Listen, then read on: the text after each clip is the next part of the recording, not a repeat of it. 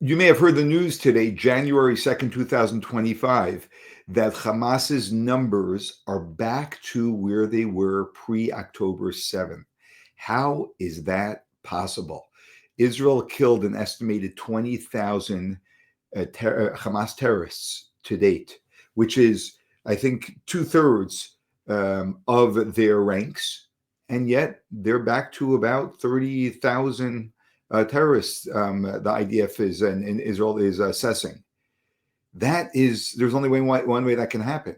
That is, they've been joining ranks with other terrorist groups, and they have been bringing on new members. Really? Why would people join Hamas now? The only reason why you may not understand this is because you don't yet really understand Hamas, which I understand because Western minds don't comprehend it, but you need to understand who these people are. Listen to this very clarifying explanation by Sam Harris, who just makes it very simple and clear. One thing is obvious. Israel, for decades, if it had wanted to perpetrate a genocide against the Palestinians, could have done that on any given day, right? It would have been trivial. Tomorrow, they could kill everyone in Gaza if they wanted. They obviously haven't wanted that. They obviously don't want to do that now. If you reverse that balance of power and ask, what would Hamas do? What would jihadist organizations anywhere do? They would kill all the Jews. And they have told us that ad nauseum. The founding charter of Hamas said that explicitly. It looked forward to a time where Quranic prophecy would be realized, when the earth itself would cry out against the Jews, where the rocks and the trees would say, "Oh, Muslim, there's a Jew behind me, come kill him," right? Except for one tree. Yeah, except the one tree, yes, yeah, that's right. So that the difference in intention, while people think intention is this abstraction, intention is the software that everyone is running. Intention is the best predictor of what people will do if they're given an opportunity to do it, right? If they have the power to do it, if they have the technology to do it. What will a jihadist organization do if it gets nuclear weapons? What will a jihadist organization do if it gets, a viable bioweapon, right?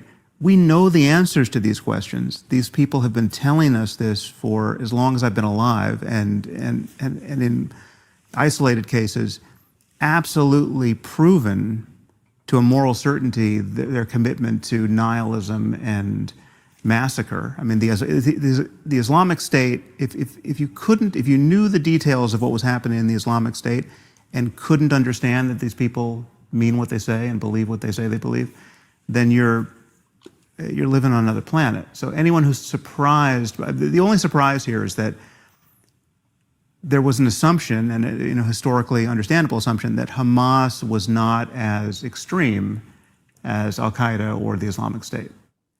And it certainly seems that some among them are prepared to be that extreme. So we just have to acknowledge that there is a subset of people in the Muslim world for whom it is true, as they say of themselves, that they love death more than we love life. We being free, secular people everywhere, Jews, Christians, moderate Muslims. There are people who actually want to be martyred and see their kids martyred, right? They're not bluffing. They're perfectly willing to die for the pleasure and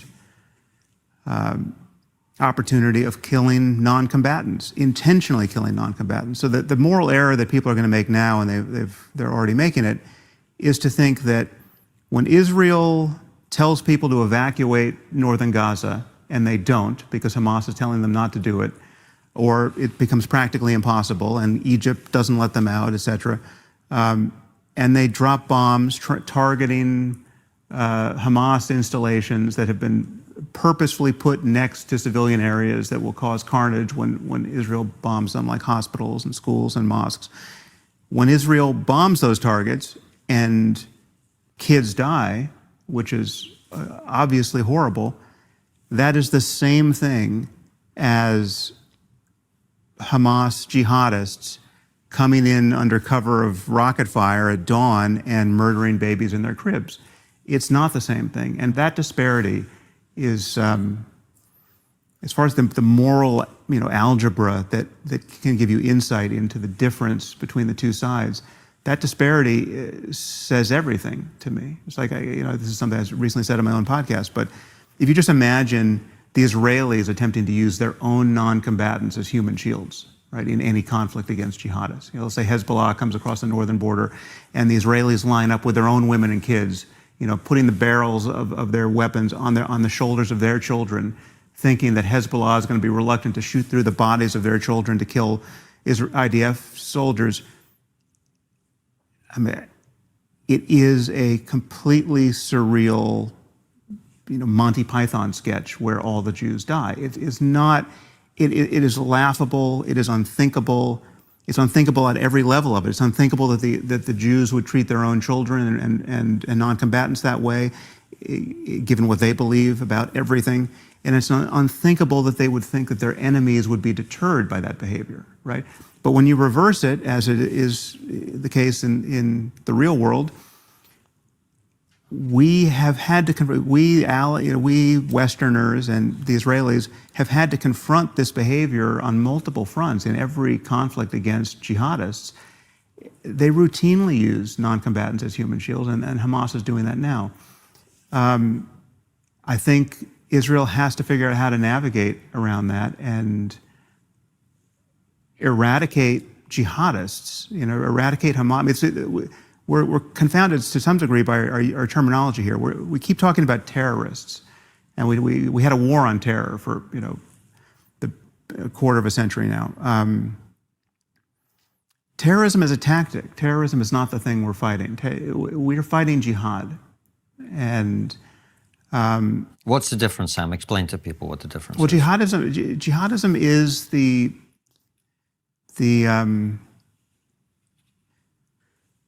radical core of Islam. It is this principle of holy war that can be justified in various contexts.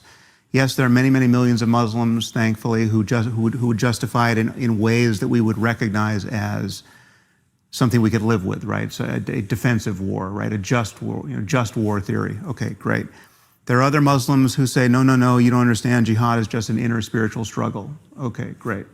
But historically and practically now, a component of jihad has always been you convert, subjugate, kill the infidel, right? It's like Islam is a religion of conquest. It views itself as a religion of conquest. It expects to win these contests for believers at the end of time. And it has an explicitly martial ethic, which is we have to win through force, right? And we're happy to die trying. However long we fail, we're ultimately going to succeed, but we're happy to throw our bodies and the bodies of our children into this because this life is a total illusion. It has absolutely no value. This is just a anteroom on the thresholds of either heaven or hell, and the only thing that matters is where you go after you die, right? And only the true believers go to paradise. And if you kill them inadvertently, if you blow up a crowd of Muslim kids in an attempt to kill some soldiers that are handing out candy to them, as happened in our conflict in Iraq and Afghanistan, there's no factor. The kids, the good Muslims, the real Muslims are going to paradise. They're going to thank you, right? No problem. And the bad Muslims, the fake Muslims, the infidels, the idolaters, they're going to go to hell sooner, and that's good. That's an intrinsic good. That's exactly what the creator of the universe wants. It's impossible to make a moral error when you're a jihadist, right? If you die, it's good. If your family dies, it's good. If the infidel dies, it's good. This is a death cult. And we have been lying to ourselves, in the secular West, that there's some other logic, some other variable that explains this behavior. It's economics, it's politics. The assumption is that when you see people behaving in this extraordinarily destructive and psychopathic way, they must have been pushed there by some awful treatment that would explain it, right? This must be ordinary human rational behavior in extremis, right? These people have been so tortured by the occupation, by the apartheid state of Israel, by the open-air prison of Gaza. I mean, these phrases that are now used reflexively in the media. I'm not saying life in Gaza isn't horrible. I'm not saying it's not intolerable. We can talk about that. But there's a layer of this phenomenon and of this behavior that we've been living with, most clearly since September 11, 2001, but it obviously precedes that, which is explained only by the religious ideology, right? When people are doing the unthinkable, again, you can find so many cases where they're doing it without grievance, right? Where somebody drops out of the London School of Economics to go join the Islamic State for the pleasure of killing Yazidis and raping their women, right? I mean, it's just this is what was happening, ad nauseum, right? You had from 100 countries, right? So what we saw Hamas do in Israel last week is a subset. It's just another example of that same behavior. Yes, it has this local political, nationalistic struggle over territory context, but that's not the thing that explains the behavior. Sam Harris explains so clearly, simply, no passion, no anger. There's no vengeance here. There's a reality that we all in the West must wake up to.